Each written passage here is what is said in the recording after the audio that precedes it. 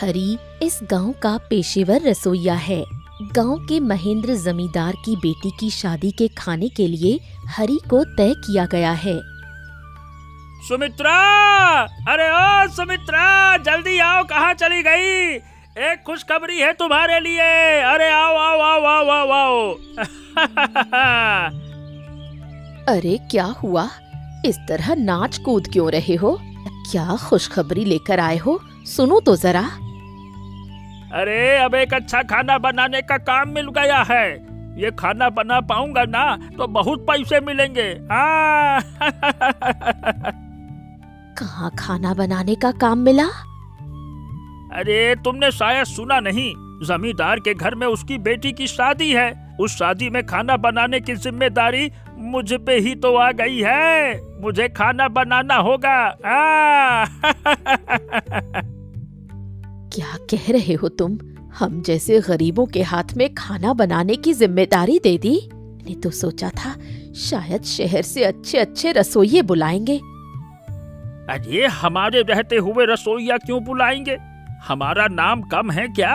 इस गांव का सारा खाना तो हम ही बनाते हैं ना। अब अगर खाने के पैसे मिल गए ना तो इस घर को थोड़ा ठीक करूंगी। बहुत दिनों से ऐसे टूटा पड़ा है।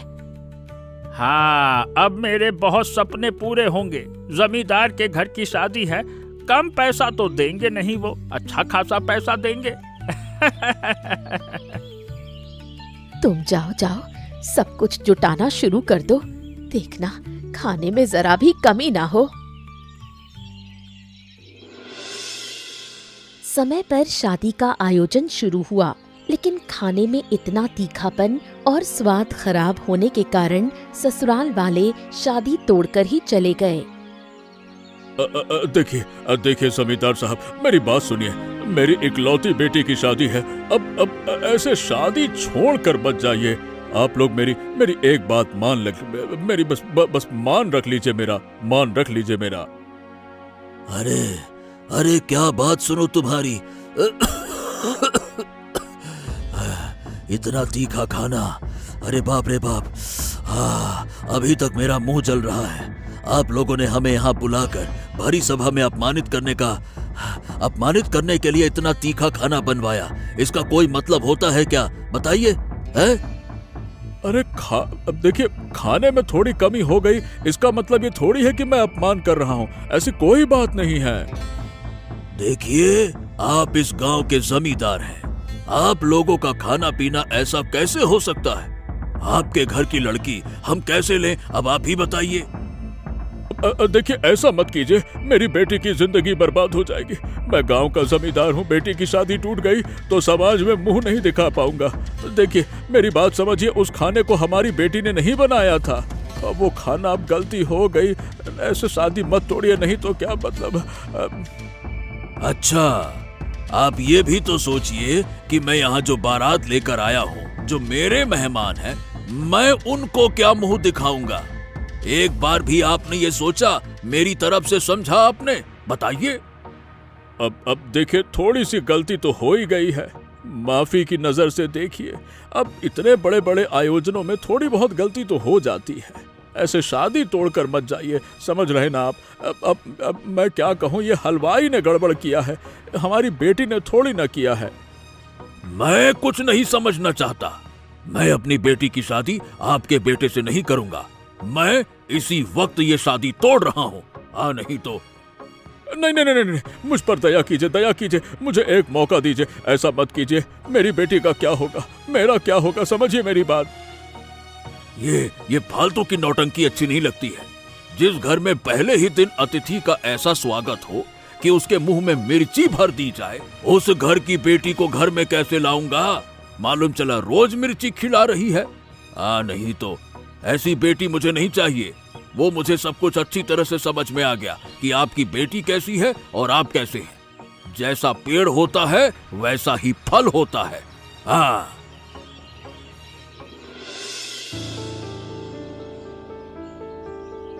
अरे ये तूने क्या किया हरी? मैंने तुझ पर भरोसा करके खाने की जिम्मेदारी तुझे दी थी और तूने क्या कर दिया ये? माफ कर दीजिए हुजूर, असल में मैंने तो सब कुछ ठीक ठाक ही बनाया था। खाना बनाने के बाद मैंने चक्कर भी देखा था, ऐसी कोई समस्या नहीं दिखी थी। अच्छा, तो फिर तेरी आंखों के सामने जो घटना घट गई है वो क्या ऐसी है, हैं? क्या बता, ऐसी हो गई? अरे खाने में ऐसा क्या डाला था जिससे खाने का स्वाद ऐसा बदल गया, खाना इतना तीखा हो गया कि सामने वाले का मुंह जल गया है? मैं असल में सच में नहीं जानता कि ऐसा कैसे हुआ।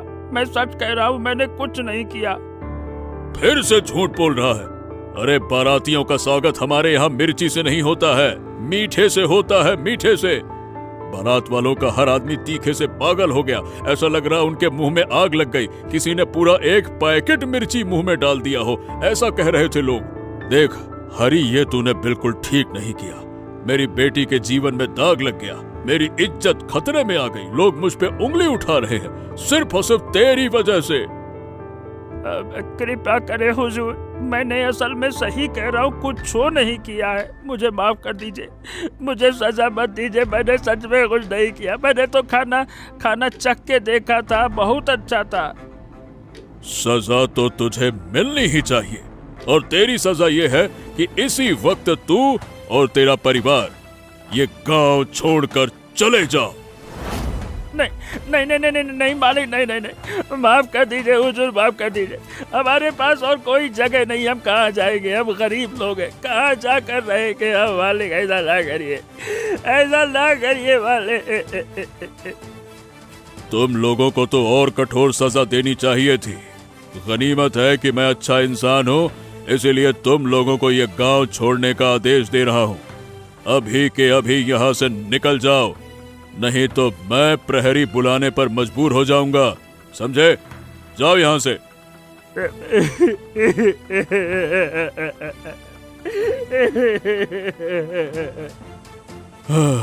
हाय रे मेरी बेटी, क्या हो गया ये? मैंने अपनी बेटी की जिंदगी अपने हाथों से बर्बाद कर दी। मुझे माफ कर देना बेटी।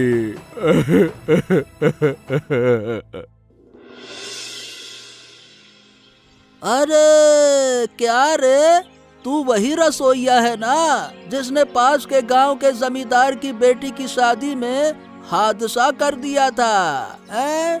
एक कटोरी में एक पैकेट मिर्ची डाल दिया था। क्यों रे, कहाँ से लाया इतनी मिर्ची? हाँ, मैं वही रसोइया हूँ, लेकिन मुझे पहचान कैसे लिया? अरे पहचानूंगा कैसे नहीं, ये घटना तो पूरे 10 गांव में फैल गई है, और मैं तो वही था। जमींदार जी की बारात में क्यों नहीं जाऊंगा? अरे भाई, इसी गांव से तो बारात गई थी। हाँ। क्या कह रहे हो? इसी गांव से बारात गई थी और मैं यहाँ इसी गांव में आ गया हूँ? और नहीं तो क्या, और मुझे पूरा यकीन है कि तुम्हें तुम्हारे गांव से निकाल दिया गया है ना? इसीलिए इस गांव में आकर शरण लेने की कोशिश कर रहे हो, सही कहा ना? अरे विश्वास करो भैया, मैंने नहीं मिलाया मिर्ची खाने में। बिना बात के ऐसा क्यों हुआ, मुझे खुद ही समझ में नहीं आ रहा। मैं ठहरा एक गरीब इंसान, अब कहाँ जाऊंगा? कहीं न कहीं तो शरण लेना ही पड़ेगा ना। अरे जहाँ भी जाना हो जाओ, इस गांव में तुम्हें जगह नहीं मिलने वाली। क्योंकि इस गांव का जमींदार उस गांव से बहुत नाराज है, और तुम तो सीधे हलवैया हो, जिसने ट्रक भर के खाने में मिर्ची मिलाया था, तुम ही तो हो वो। अरे भैया ये बताओ, इस गांव में कहीं खाना बनाने का काम मिल जाएगा क्या? थोड़ा सा आश्रय और खाना बनाने का काम मिल जाए तो बस। नहीं, अगर तुझे यहाँ किसी गांव वाले ने पहचान लिया, अरे चल छोड़, जमींदार ने ही देख लिया ना, तो तुझे और बड़ी सजा मिलेगी। अरे उसके बेटे की शादी तेरी वजह से बर्बाद हुई है। क्या किस्मत है रे, क्या किस्मत है मेरी। अब मैं कहाँ जाऊँ, कहाँ जाकर रहूँ? अब तो लगता है कि जंगल के अलावा कोई रास्ता ही नहीं है। जाओ, जंगल में चले जाओ, सुरक्षित रह जाओगे। यहाँ इस गांव में इंसानों के बीच रहे ना तो शिकार कर लिए जाओगे। निकल जा, तू अच्छा इंसान है, इसलिए जमींदार को बताऊंगा नहीं। जा, भाग यहाँ से। अरे रे, बहुत तकलीफ हो रही है ना। हाँ, हम ठीक एक आश्रय पा लेंगे, देखना। हमने कोई गलती नहीं की है ना। आश्रय मिलते ही तुम ठीक हो जाओगी। चलो आओ आओ आओ, आराम से आराम से। अरे कौन हो तुम लोग, और यहाँ आकर इस तरह से क्यों बैठे हो? तुम लोग कहाँ जाओगे? इस जंगल में कहाँ जा रहे हो? अरे असल में हम लोग हैं बेसहारा, हमारे पास जाने की कोई जगह ही नहीं है, इसीलिए यहाँ इस राह में भटक रहे हैं। क्या करें, मेरी पत्नी बीमार पड़ गई है। अफसोस हुआ तुम्हारी बात जानकर। वैसे देखकर तो लग रहा है कि तुम लोग अच्छे लोग हो। वैसे ऐसी कोई जगह नहीं है जहां तुम जा सकते हो? अगर हो तो चले जाओ वहां, या कहो तो मैं पहुंचा देता हूं। नहीं बाबा, हमारे पास जाने के लिए कोई जगह नहीं है। हमारे गांव से निकाल दिया गया, इसीलिए तो यहाँ आकर बैठे हैं। हैं? तुम लोगों को गांव से निकाल क्यों दिया गया? जरूर तुम लोगों ने कोई गलत काम किया होगा, है ना? ऊपर वाले की दुहाई देकर कह रहा हूँ, हमने कोई बुरा काम नहीं किया है बाबा। हम साधारण मेहनती इंसान हैं। ये देखिए, अब जंगल जंगल घूम रहे हैं, क्या करें। ठीक है, बाकी की बातें बाद में सुनूंगा। अब तुम्हारी पत्नी की हालत देखकर अच्छा नहीं लग रहा। तुम्हारी पत्नी को लेकर मेरे आश्रम चलो, आओ। ठीक है, पर आप हमें आश्रय देंगे क्या? और क्या करूंगा, तुम लोगों को ऐसे बेसहारा हालत में छोड़ तो नहीं सकता ना। चलो, उससे अच्छा है कि एक साथ ही रहेंगे हम। आ जाओ।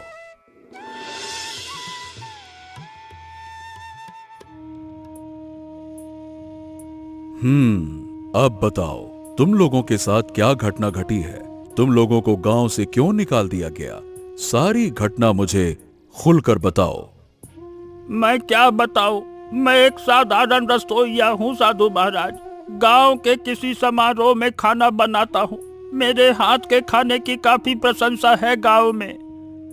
वो तो मैं समझ गया, लेकिन अचानक ऐसा हुआ क्या, ये बताओ।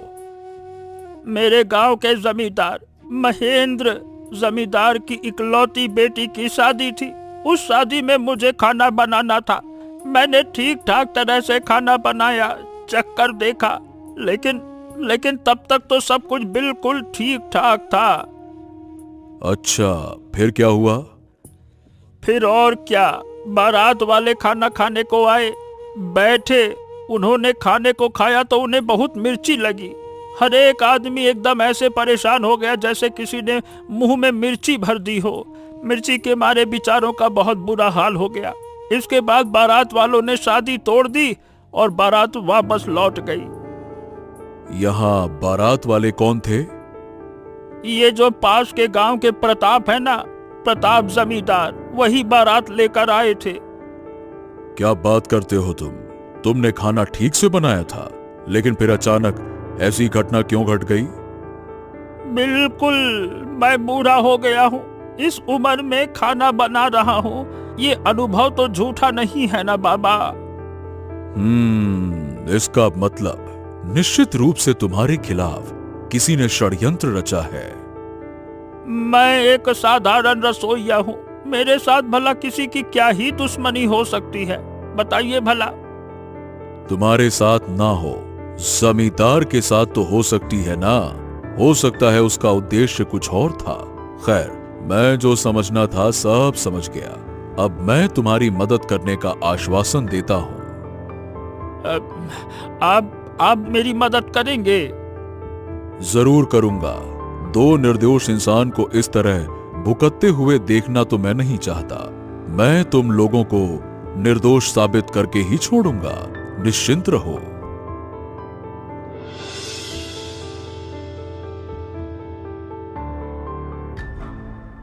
अरे साधु बाबा, आइए आइए आइए, बैठिए बैठिए बैठिए। मैं तो आपका ही इंतजार कर रहा था।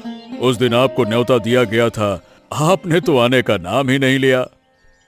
मेरे पास क्या उतनी फुर्सत है? कितने काम करने होते हैं।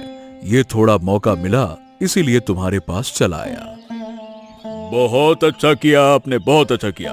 अब आप कुछ दिन मेरे घर में रहिए और आपकी हम सेवा सत्कार करते हैं, है ना? सारी घटना मैं जानता हूं कि तुम्हारे साथ क्या हुआ। तुम्हारे साथ जो घटा वो अत्यंत दुखद घटना है। अरे हाँ बाबा, इसका मैं परिचय करा देता हूँ। ये है सुरेंद्र, मेरा छोटा भाई। मेरी जमींदारी की बहुत सी चीजें यही देखभाल करता है। ओ, तुम्हारा एक छोटा भाई है, ये तो मैं जानता ही नहीं था। कभी तो देखा नहीं इसे। ये असल में सबसे बातें नहीं करता है ना, थोड़ा अकेला रहना पसंद करता है, इसीलिए सबके सामने नहीं आता ऐसे। हाँ, वो ठीक ठाक है। अकेला रहना ही बड़ी अच्छी बात है। कलयुग जरा भी अच्छा नहीं है। वैसे तुम्हारे भाई की शादी वादी कुछ हुई या नहीं हुई? कितने बच्चे हैं उनके? अरे नहीं महाराज, कई बार कोशिश की थी भाई की शादी कराने के लिए, लेकिन मेरा भाई राजी ही नहीं हुआ।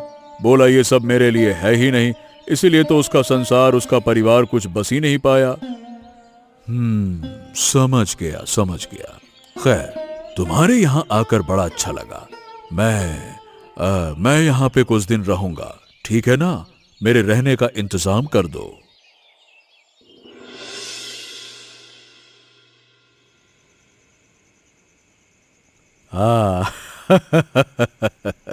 जो भी कहो, तुम्हारे साथ बैठकर मुझे बहुत अच्छा लगा। तुम्हारे भाई ने कहा तुम अलग थलग रहते हो, लोगों से ऐसे बात नहीं करते, लेकिन मेरे साथ तो पूरी तरह उल्टा है।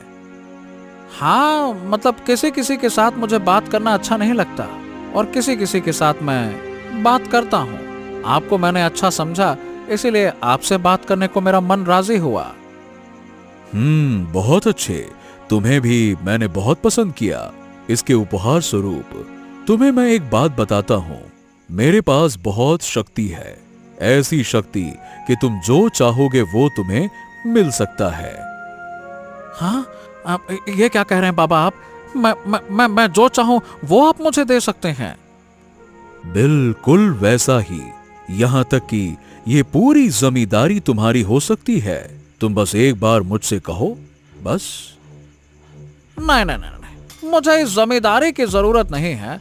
मेरे पास जितना है मैं उतने में ही संतुष्ट हूँ। ये क्या कह रहे हो? मैं जानता हूं कि इस पूरी जमींदारी को पाने के लोभ में तुमने अब तक संसार नहीं बसाया, है ना? हाँ, यह बात तो मेरे अलावा और कोई नहीं जानता। आप कैसे जान गए बाबा? वाह वाह वाह वाह वाह वाह, आपके पास तो सच में बहुत शक्ति है। मैं अपनी अंतर्दृष्टि से सब कुछ अनुभव कर लेता हूँ, इसीलिए तो कहा अगर ऐसी कोई जरूरत हो तो मुझे बताना। इसमें तुम्हारा लाभ, मेरा भी लाभ। मुझे भी थोड़े पैसे वैसे दे देना, क्यों? ठीक है ना?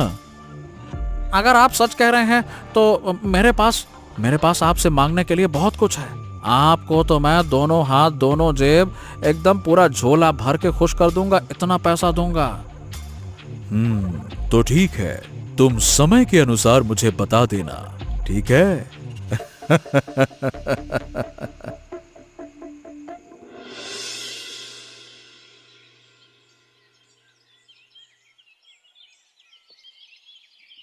अरे आइए साधु बाबा, मेरा सौभाग्य आप मेरे घर पे आए दर्शन देने के लिए। आइए। क्यों, दर्शन देना मना है क्या? अरे ये क्या बातें करते हैं आप? मैं आपको कितना खबर भेजता हूँ, आप तो आने का नाम ही नहीं लेते। क्या करूं? आज एक विपदा में पड़कर ही तुम्हारे पास आया हूं। अच्छा, तो बताइए किस विपदा में पड़े हैं बाबा आप? आप बस एक बार बताइए। आपकी सारी विपदा देखने की जिम्मेदारी मेरी। बताइए। जिस विपदा में पड़ा हूं, उस विपदा से तुम मुझे बचा सकोगे या नहीं मैं नहीं जानता, लेकिन तुमसे मैं अनुरोध कर सकता हूं। अरे आपने एक दिन मेरे ऊपर ऐसा उपकार किया था कि मैं वो उपकार कभी नहीं भूलूंगा। उस उपकार के बदले में ही सही, मैं आपको अपनी जान देकर भी विपदा से बचाना चाहता हूं। आप तो बस बताइए। नहीं, तुम्हारी जान देने की जरूरत नहीं है। बस अपने बेटे को दे दो, महेंद्र जमींदार की बेटी के लिए।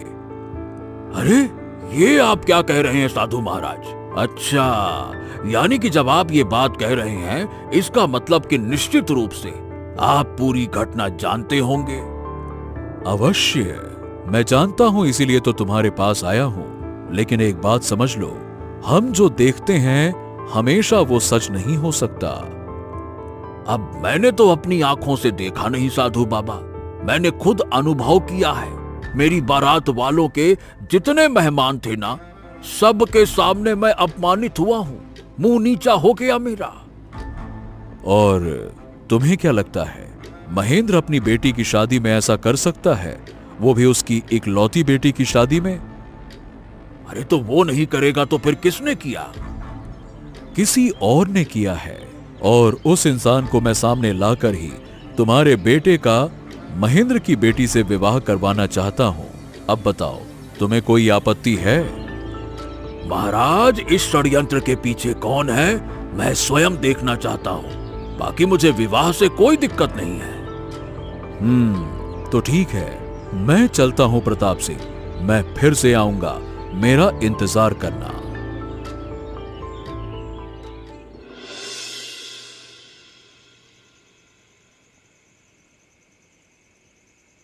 क्या हुआ बाबा? अब बताइए, आप इस तरह से कमरे में घुसकर दरवाजा बंद कर दिया आपने, क्या बात है? महेंद्र, तुमसे मुझे काफी गुप्त बातें करनी है, इसीलिए दरवाजा बंद करने पर मजबूर हूं। थोड़ा धीरे बात करो। अच्छा, मामला क्या है साधु बाबा? कुछ हुआ है क्या? मुझे बताइए, मैं ठीक कर दूंगा।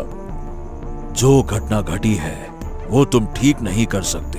उसे ठीक करने के लिए मैं खुद आकर तुम्हारे घर उपस्थित हुआ हूं। मैं कुछ समझ नहीं पा रहा, आप मुझे खुलकर बताइए ना। सुनो, तुम्हारी बेटी की शादी में जो गड़बड़ हुई है, उसके लिए वो साधारण रसोइया का भी जिम्मेदार नहीं हो सकता। वो तो निर्दोष है। मतलब आप ये घटनाएं कैसे जान गए?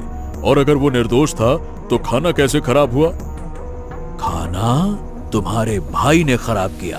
तुम्हारा भाई तुमसे जलता है, जिसकी वजह से तुम्हारी बेटी की शादी बंद करवाने के लिए ऐसा किया गया। क्या बात करते हैं साधु बाबा आप? वो मेरा इकलौता प्यारा छोटा भाई है, वो मेरे साथ भला ऐसा क्यों करेगा? नहीं नहीं नहीं, वो नहीं कर सकता। जलन कब किसके मन में बसेरा ले लेती है, कोई नहीं जान पाता। मैं तुमसे कह रहा हूं, तुम मुझ पर विश्वास तो करो। नहीं नहीं नहीं नहीं, मैं विश्वास नहीं कर पा रहा साधु बाबा। मैं जब तक कोई प्रमाण नहीं पा लेता तब तक मैं विश्वास नहीं करूंगा। ना ना। तो ठीक है, मैं तुम्हें प्रमाण ला दूंगा। चलो मेरे साथ, चलो, आओ चलो।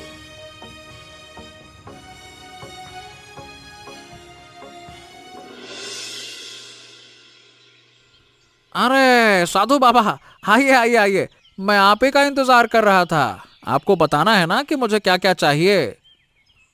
हाँ, तो मैं उसी कारण से तो आया हूं। तुम्हें जो चाहिए तुम्हें वो दिया जाएगा। मैं शायद समझ गया हूं तुम असल में क्या चाहते हो। अच्छा, तो बताइए मैं क्या चाहता हूं। उससे पहले तुम बताओ कि तुम क्या चाहते हो। बाबा, मैं पूरी जमींदारी चाहता हूं। मैं चाहता हूं कि उस जमींदार के सिंहासन से मेरे भाई को हटा दिया जाए। हाँ। ओ, और ऐसा तुम क्यों करना चाहते हो? तुम्हें तो जमींदारी का कुछ हिस्सा दे दिया गया है। तो कुछ हिस्सा क्यों नहीं लूंगा मैं? और उतने थोड़े से जमींदारी के हिस्से को लेकर क्या किया जा सकता है? ये तो भीख जैसा है। और इस जमींदारी के लिए मैंने आज तक शादी नहीं की है। तो फिर मैं अगर गलत ना हूं तो शादी का खाना तुमने ही खराब किया था, है ना?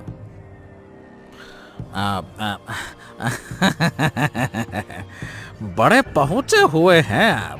बिल्कुल सही कहा आपने। उस शादी के खाने में मैंने ऐसा मिर्च का पाउडर मिलाया, ऐसा मिलाया एकदम जरूरत से 10 गुना ज्यादा, जिसकी वजह से खाना ऐसा तीखा बना कि बारात वालों के जितने छेद से शरीर में सब से धुआं निकलने लगा। जाओ, मुझे जो जानना था वो मैं जान गया। अब महेंद्र को जो जानना है वो महेंद्र जान जाएगा।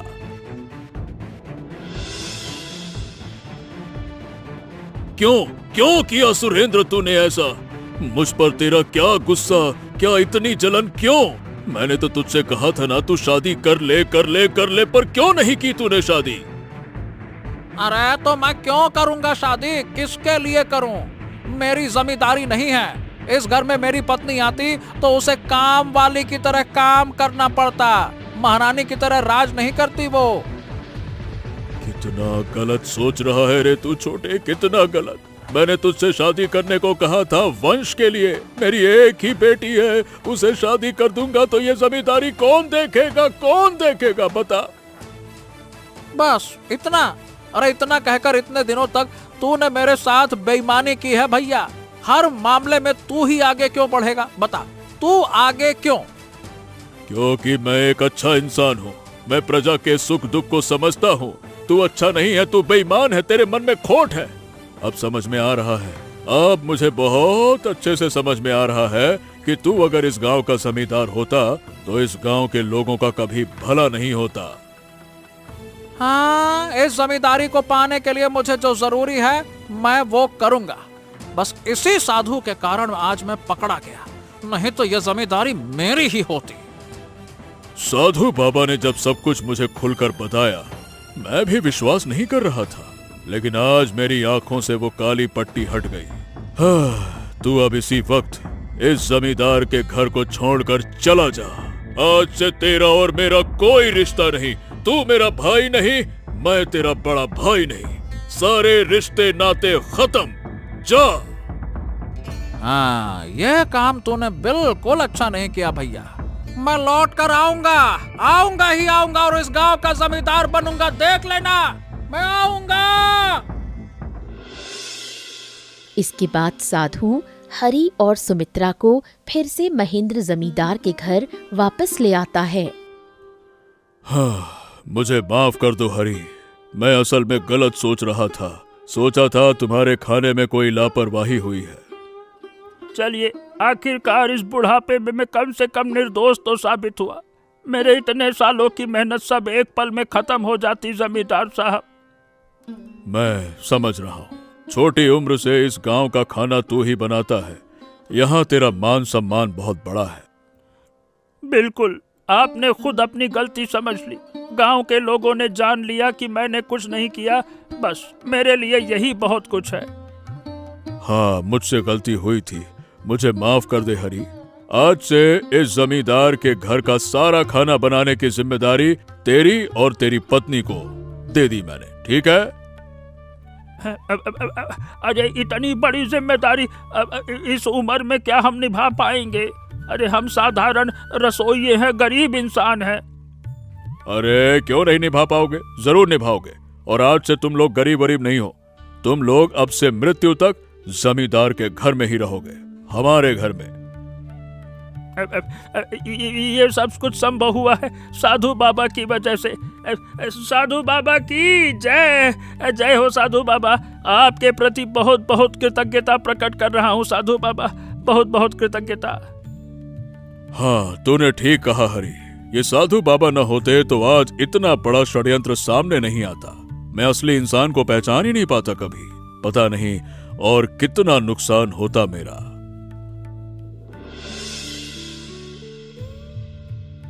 अरे हरी, फिर से वही गोल मिर्च का झोल दिया है। अब पता नहीं फिर किस नदी में नहाना पड़ेगा। चिंता मत करिए बाबू, अब खास तौर पे बनाया है ऐसा गोल मिर्च का झोल, आपको कहीं मिलेगा ही नहीं पूरी दुनिया में। आप खाइए एकदम चटकारे लेकर। अच्छा जाओ, तो फिर और कोई चिंता नहीं, मैं आराम से खाता हूँ। अच्छा, वो बदमाश कहाँ है? जमींदार के घर से उसे निकाल दिया गया ना? बिल्कुल प्रताप, तुम चिंता ना करो, उसे विदा कर दिया गया है। वही सब बर्बादी की जड़ था। हाँ, लेकिन मुझे एक बात समझ में नहीं आई। अगर गोल मिर्च मिलाया गया था तो ये तो इतना तीखा नहीं होता। बिल्कुल ठीक कहा, लेकिन गोल मिर्च के साथ साधारण लाल मिर्च भी मिलाई गई थी।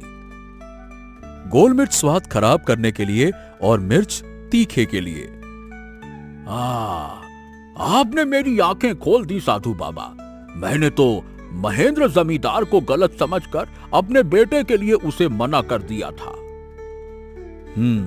अब जब सब कुछ खत्म हो गया है तो फिर तुम फिर से एक हो जाओ और आशा करता हूं कि तुम लोगों के बीच कोई गलतफहमी नहीं रहेगी। अरे कोई गलतफहमी हो भी गई तो फिर आप तो है ना बाबा। आइए आइए बैठिए, एक साथ ही खाते हैं बढ़िया गोल मिर्च। इसके बाद सबने मिलकर एक साथ बैठकर गोल मिर्च के झोल के साथ महेंद्र जमींदार की बेटी की शादी के आयोजन का भोज किया। ऐसी मजेदार मजेदार कहानियां देखने के लिए हमारे चैनल को सब्सक्राइब करना मत भूलिए। अच्छा बताओ दोस्तों, इस कहानी में खाने में क्या मिलाया गया था?